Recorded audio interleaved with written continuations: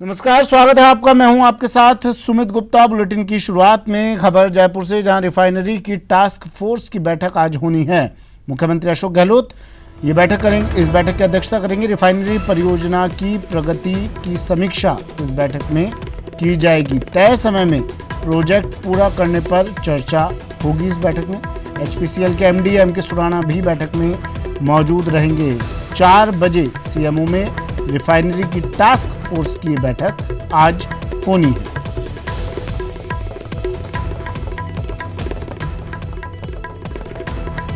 गोवर्धन चौधरी मेरे सहयोगी phone line पर जुड़ गए हैं। गोवर्धन, 4 बजे बैठक होनी है। रिफाइनरी की प्रगति पर इस बैठक में चर्चा की जाएगी। यानी अब सरकार पूरे मूड में है कि कम से कम इस कार्यकाल में रिफाइनरी को कुछ आगे बढ़ाया जाए, पूरा कर लिया जाए इस प्रोजेक्ट को। बिल्कुल, रिफाइनरी का जो प्रोजेक्ट है उसको तय समय पर पूरा करने को लेकर के और राज्य सरकार की ओर से क्या क्या इसमें आगे सुविधाएं दी जानी है, इसको लेकर के आज चर्चा होगी। 4 बजे मुख्यमंत्री ने बैठक बुलाई है। इसमें HPCL के जो MD हैं वो भी मौजूद रहेंगे और जो संबंधित विभागों के सीनियर ऑफिसर्स हैं उनको भी इस बैठक में शामिल होने को कहा गया है। खान मंत्री और खान और पेट्रोलियम मंत्री प्रमोद जैन भाया सहित जो तमाम बड़े अधिकारी हैं वो भी इस बैठक में मौजूद रहेंगे। लंबे समय से रिफाइनरी का काम अटका हुआ था। अभी बीजेपी राज में भी ज्यादा कोई काम आगे नहीं बढ़ पाया। दोबारा से शिलान्यास करने और बाउंड्री वाल के अलावा जो प्रोजेक्ट का काम वहाँ धरातल पे होना चाहिए था वो अभी तक उतना स्मूथली आगे नहीं बढ़ पाया है। तो अब मौजूदा सरकार की समय में भी इसको टेकअप करने का प्रयास ये किया जा रहा है कि रिफाइनरी धरातल पे आ जाए और इसका काम तेजी से आगे बढ़े। साथ ही जो इंफ्रास्ट्रक्चर से रिलेटेड वहाँ पे जो काम होने हैं उसमें राज्य सरकार को कुछ मंजूरियां देनी है या दूसरे कुछ सहयोग देने, उनको लेकर के भी इस बैठक में पूरी चर्चा की जाएगी। और HPCL से ये पूछा जाएगा कि राज्य सरकार की ओर से कौन कौन से काम बकाया है, जो मंजूरियां दी जानी है वो कौन कौन सी बकाया है और वो कितने टाइम में पूरी कर दी जानी है। ये सारी चीजों पर चर्चा होगी। तो उम्मीद ये की जानी चाहिए कि शायद रिफाइनरी के काम को आगे बढ़ाने के हिसाब से ये बैठक काफी महत्वपूर्ण साबित होगी। जी चलिए, शुक्रिया गोवर्धन तमाम जानकारी के लिए। गोवर्धन चौधरी मेरे सहयोगी जयपुर से जुड़े बता रहे थे। रिफाइनरी की टास्क फोर्स की बैठक आज 4 बजे CMO में होगी और प्रोजेक्ट को तय समय में पूरा करने को लेकर इस बैठक में चर्चा की जाएगी।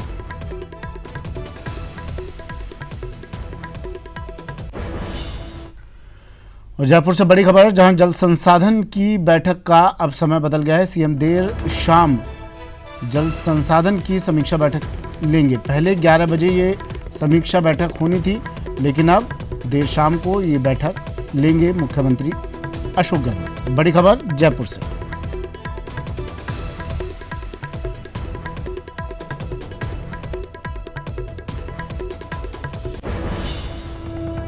खबर सीकर से। सीकर के पलसाना कस्बे में पानी की मांग को लेकर ग्रामीणों का अनिश्चितकालीन धरना आज लगातार चौथे दिन भी जारी है।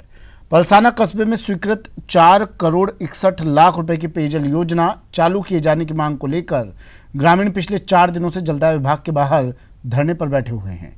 पेयजल की मांग को लेकर आज पलसाना के लोगों ने बंद का आह्वान किया है। बंद के चलते पलसाना कस्बे में सभी व्यापारिक प्रतिष्ठान और बाजार पूरे तरीके से बंद हैं। वहीं आवश्यक सेवाओं को बंद से बाहर रखा गया है।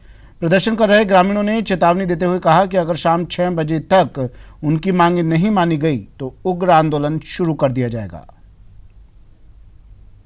आज पलसाना जल संघर्ष समिति के द्वारा पलसाना जो बंद का आह्वान है वो पूर्णतः बंद है। कोई भी प्रतिष्ठान खुला नहीं है। सिर्फ जो अनिवार्य सेवाएं हैं हॉस्पिटल और मेडिकल, इसके अलावा जो जितने भी प्रतिष्ठान है पलसाना में वो बंद है। पलसाना जल संघर्ष समिति के द्वारा आज चौथा दिन है।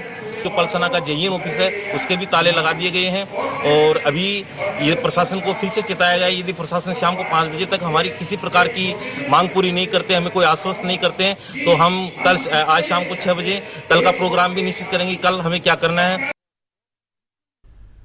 चलिए, तो मूलभूत सुविधाओं के लिए भी प्रदर्शन करने पड़ते हैं, आंदोलन करने पड़ते हैं और यही नियति अब रह गई है। अशोक शर्मा मेरे सहयोगी हमारे साथ फोन लाइन पर जुड़ गए हैं। ज़्यादा जानकारी लेते हैं। अशोक, अनिश्चितकालीन धरना चौथा दिन चल रहा है, क्या सरकार की तरफ से, प्रशासन की तरफ से कोई सुध ली जा रही है इस धरने की? देखिए, मैं आपको बताऊं कि पानी की मांग को है इन ग्रामीणों की। पलसाना में पेयजल का गंभीर संकट है। भाजपा का जब शासन था पिछली सरकार में पलसाना के लिए 4 करोड़ 61 लाख रुपए की पेयजल योजना स्वीकृत हुई थी, जिसके तहत पलसाना में शिशु रानोली गांव से पानी लाना था, लेकिन वो योजना शुरू ही नहीं हो पाई, जिसके चलते ग्रामीणों में आक्रोश है। उसी योजना को शुरू करने की मांग को लेकर जो है ग्रामीण पिछले 4 दिन से लगातार धरने पर बैठे हुए थे।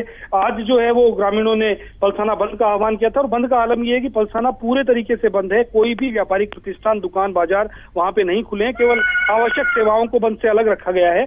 जिसके बाद जो है ग्रामीणों ने जलदाय विभाग के कार्यालय पे पहुंच के जलदाय विभाग के कार्यालय के ताला भी जड़ दिया है। हालांकि पुलिस और प्रशासन के अधिकारी लगातार 4 दिन से मामले को सुलझाने का प्रयास कर रहे हैं, लेकिन ग्रामीण सीधी सी एक ही मांग पे अड़े हुए बैठे हैं कि जब तक उनकी पेयजल की समस्या का समाधान नहीं होगा तब तक उनका आंदोलन लगातार जारी रहेगा, अनिश्चितकालीन धरना लगातार जारी रहेगा। चलिए शुक्रिया तमाम जानकारी के लिए अशोक। मेरे सहयोगी सीकर से अशोक जुड़े, बता रहे थे 4 करोड़ 61 लाख रुपए की पेयजल योजना के लिए ये लोग संघर्ष कर रहे हैं, आंदोलन कर रहे हैं, लेकिन इनकी कोई सुनवाई कहीं नहीं हो रही। और जयपुर से बड़ी खबर, जहां मूक बधिर छात्रों का राजस्थान यूनिवर्सिटी में प्रदर्शन। बीए सेकंड ईयर में 98 में से 88 छात्र फेल, रिजल्ट में सुधार समेत विभिन्न मांगों को लेकर ये प्रदर्शन कर रहे हैं। दिव्यांग छात्रों का राजस्थान यूनिवर्सिटी में प्रदर्शन। बीए सेकंड ईयर में कई छात्र फेल हुए, उसके बाद रिजल्ट में सुधार की मांग को लेकर और भी कुछ मांगे इन छात्रों को, उन्हें लेकर ये प्रदर्शन कर रहे हैं।